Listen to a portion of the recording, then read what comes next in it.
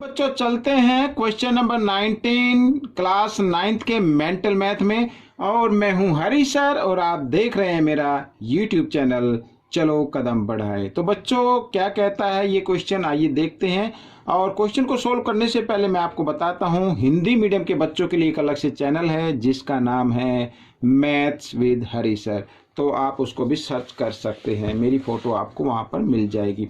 देखिए प्रश्न नंबर 19 क्या कहता है। In the given figure below, नीचे एक फिगर दी हुई है। In triangle ABC D is the mid point of BC, E is the mid point of AD and F is the mid point of BE. हालांकि F जो mid point है इसका B का, इसका कोई लेना देना नहीं है।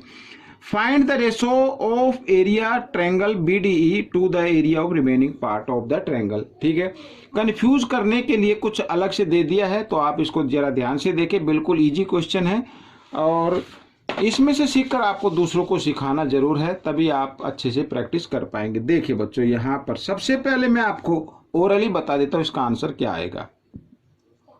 देखो यहाँ पर लिखा है कि डी बी सी का मिड पॉइंट है और ई ए डी का मिड पॉइंट है। अब तो ये ए डी मीडियन हो गई और मीडियन ट्रायंगल को टू ट्रायंगल में डिवाइड कर देती है जिनके एरिया इक्वल होते हैं। ठीक इसी प्रकार बी ई बी मीडियन हो गई, तो ये median B triangle B D A B D को यहाँ पर क्या कर रही है, टू इक्वल ट्रायंगल में जिनके एरिया इक्वल है उसमें डिवाइड कर रही है। ठीक है, हम इसी प्रकार क्या कर सकते हैं, सी को ई से ये इस तरीके से ज्वाइन कर लेंगे, तो हमारे पास कुल मिलाकर ये 4 ट्रायंगल आ जाएंगे। तो ये 4 ट्रायंगल जो होंगे वो इक्वल होंगे।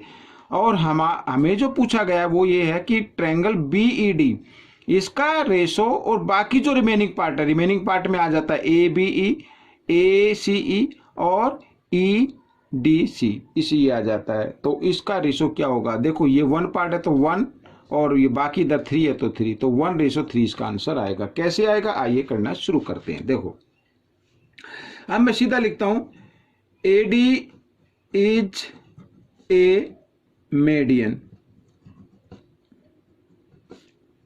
Of triangle A B C. ठीक है बच्चों, तो यहां पर area A B D equal होगा एरिया ए सी डी। ठीक है बच्चों, यहां पर ए बी डी इक्वल होगा ए सी डी। क्यों, क्योंकि ए डी क्या हो गई, मीडियन हो गई। समझ में आ गया। एक तो ये, अब देखो BE is a median of triangle A B D. ठीक है, तो यहां पर भी एरिया क्या होगा, बी ई डी या बी डी ई भी लिख सकते हैं, इक्वल होगा एरिया ए बी ई। इस तरीके से ये इक्वल आएगा। समझ में आ गया, ये दोनों ट्रायंगल क्या आ गए, इक्वल आ गई। अब यहां पर हमने अपनी तरफ से लिया है C E is a median of triangle, यहां पर नाम दे देते हैं ए सी डी। ठीक है, इस ट्रायंगल में ये क्या है, मीडियन है। तो area C D E equal होगा एरिया ए सी ई भी लिख सकते हैं इस तरीके से। ठीक है, सी डी ई और ए सी ई ये दोनों इक्वल आ गए। अब बच्चों, अब हमें ये फाइंड आउट करना है, भाई ये दोनों तो इक्वल आ गए, ये दोनों भी इक्वल आ गए, तो इससे ये साबित नहीं होता कि ये दोनों इक्वल। अगर ये दोनों इक्वल आ जाए तो ये दोनों भी इक्वल होंगे। ठीक है, अब देखो यहां पर D E is a median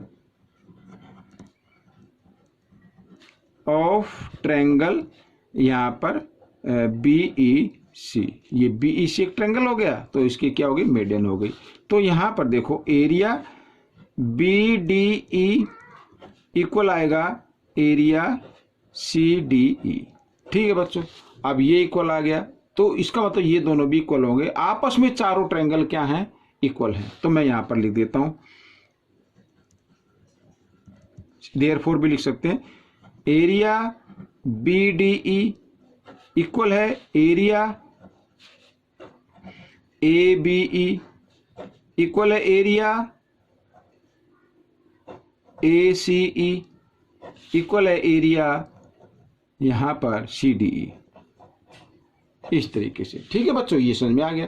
तो अब क्या करना है, अब पूछा है कि इसमें रिमेनिंग पार्ट यानी एरिया BDE और रिमेनिंग जो पार्ट बचता है उसका रेशो फाइंड आउट करना है। आइए देखो, एरिया यहाँ पर एरिया BDE, सॉरी ये BDE और रिमेनिंग पार्ट ये मैं इधर लिख लेता हूँ, इक्वल का साइन लगाता हूँ, हालांकि इक्वल नहीं है। तो रिमेनिंग पार्ट क्या होगा, एरिया, ये देखो यहाँ पर फिगर में मैं आपको दिखाता हूँ, रिमेनिंग पार्ट ABEDC, यानी ये पार्ट हट गया तो ABEDC।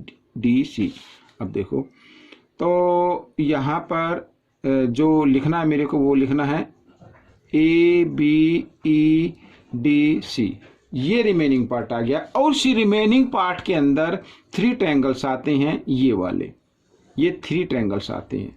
तो इसका मतलब ये 3 ट्रायंगल्स जो हैं उसका एरिया मिलकर बनता है ABEDC। ठीक है बच्चों, अब ये मैंने इक्वल तो लिख दिया, लेकिन ये इक्वल नहीं है, क्यों? क्योंकि ये 3 ट्रायंगल्स है। तो अगर मैं BD को 3 से मल्टीप्लाई कर दूं तो इक्वल हो जाते हैं। समझ में आ गया? जैसे मान लीजिए ये है, यहाँ पर ये इस तरीके से लिखा है, अब 2 और यहाँ इक्वल 6, तो ये तो इक्वल तो नहीं है ना। अगर मैं इसको 2 को 3 से मल्टीप्लाई कर दूं तो दोनों इक्वल आ जाएंगे। ठीक है, समझ में आ गया? तो ठीक इसी प्रकार, तो अब इनका जो रेशो आएगा, अब उसको लिख लेते हैं, इसको रेशो में लिख लेते हैं BDE। अब ये जो है ना ABEDC, इसको मैं इधर लिख ले आता हूँ, रिमेनिंग पार्ट को ABEDC इस तरीके से, और यहाँ पर कुछ नहीं रहा तो 1, और ये 3 इधर मल्टीप्लाई में इधर आकर ये किस में आ गया, डिवाइड में आ गया, तो 1/3, तो यानी कि 1:3। तो बच्चों ये आपका आंसर बन गया।